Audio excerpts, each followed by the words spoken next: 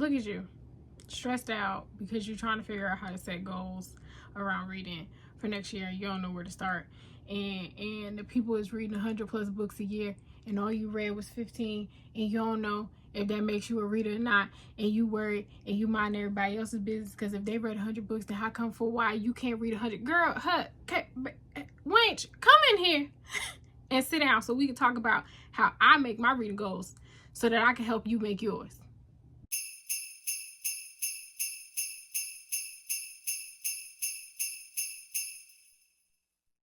Hi friends, welcome back to Bookmas.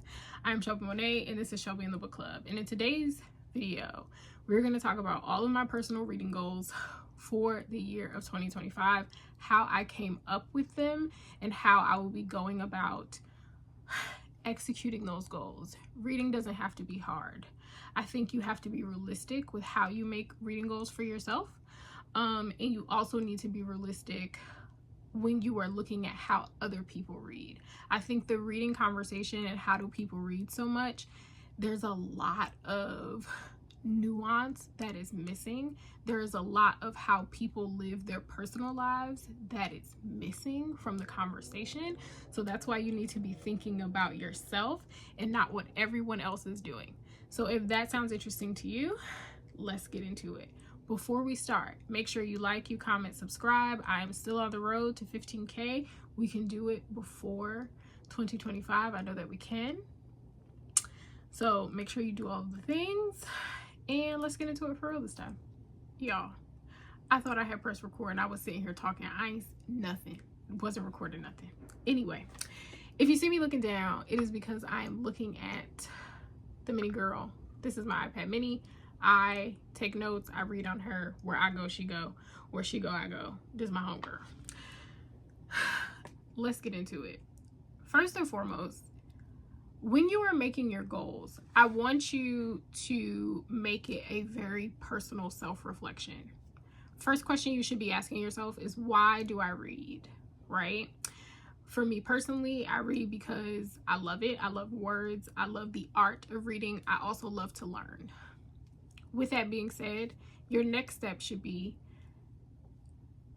if I am attaching a numerical goal to my reading, why am I attaching that numerical goal, right?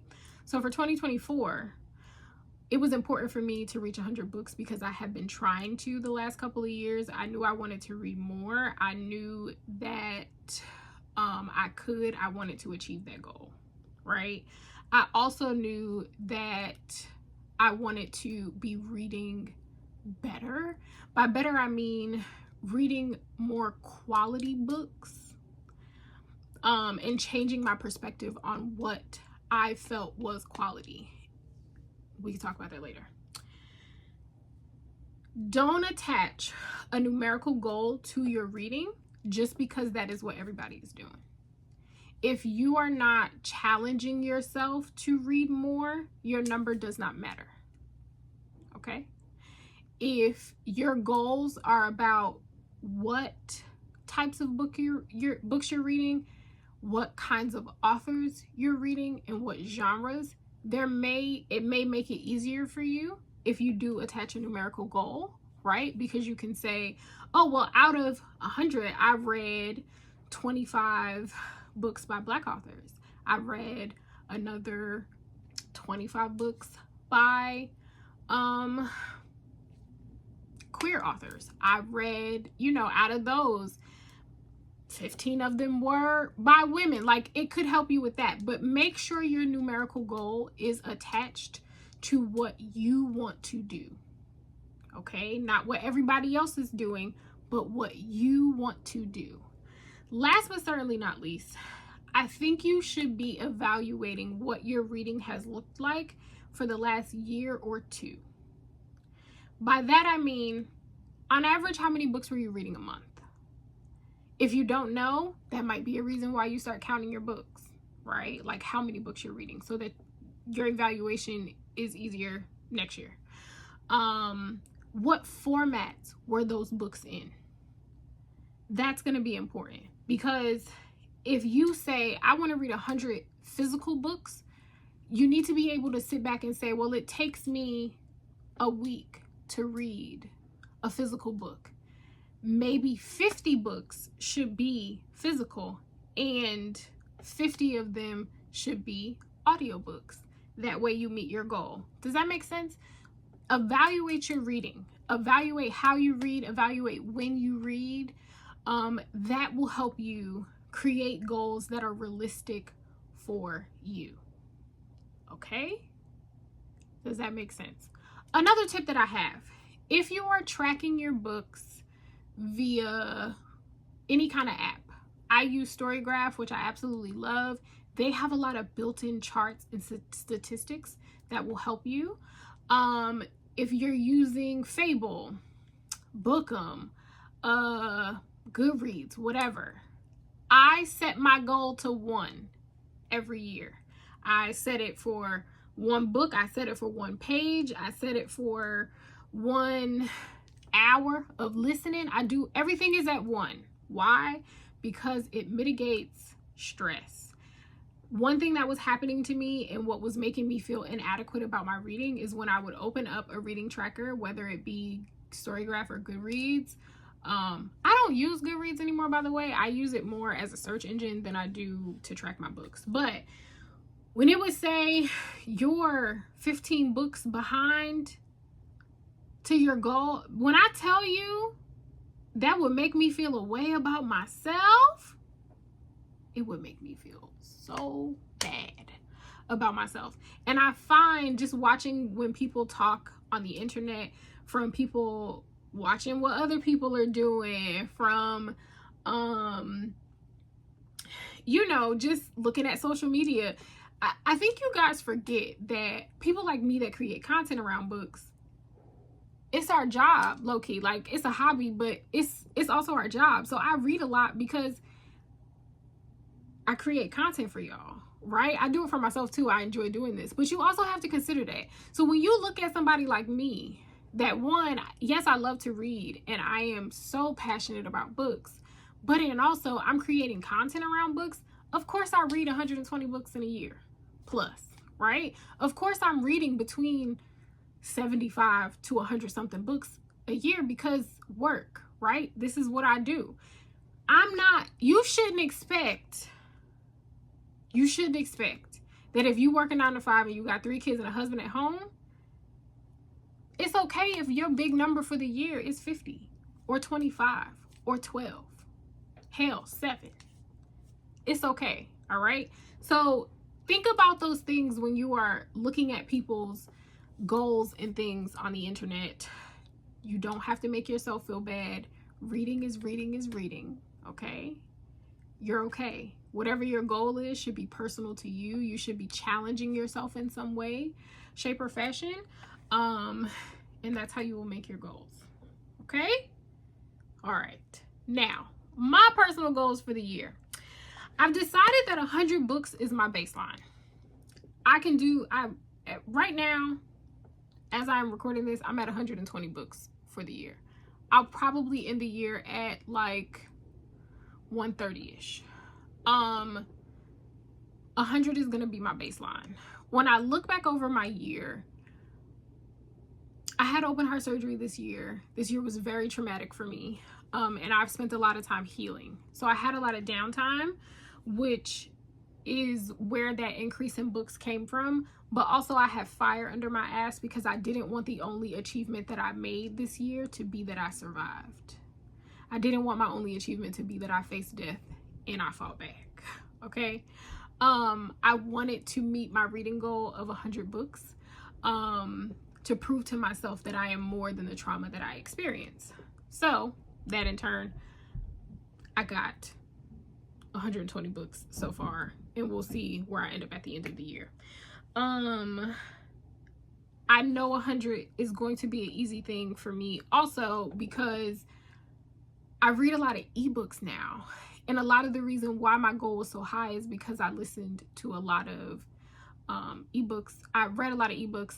I listened to a lot of audiobooks. There was a point in time, like after surgery, where I couldn't hold up a book or like my iPad or something like that. So I was listening to a lot of books too. Those things play a part in how quickly you're reading, so on and so forth. My next goal is to continue to diversify my reading. When I say that, I always read a good mix of authors. I think a lot of the times you guys don't realize how diversely I'm reading because I don't always talk about every book that I read. Not because I didn't enjoy them, but because sometimes I want something for myself. I've always read pretty diversely. When I say diverse now, I want there to be more balance in the formats. I want to read more physical books. I read a lot of ebooks. I will continue to read a lot of ebooks. I read very quickly when I'm reading on my iPad or my Kindle. I miss the feel of books in my hands. I miss sitting in my bed with a physical book. And again, it's not that I'm not doing it. I just want to do it more. Goal number 3, more backlist books. I'm finding so many authors that I love, realizing that they have long backlists and still going to the bookstore to look for new books. I don't need no damn new books. Say it with me, church. We don't need no damn new books. We're gonna get them anyway. But I want to spend more time with some authors' backlists. You will be seeing a video sometime during Bookmas of the list of authors that I want to read their backlist next year, if you haven't seen it already. Okay?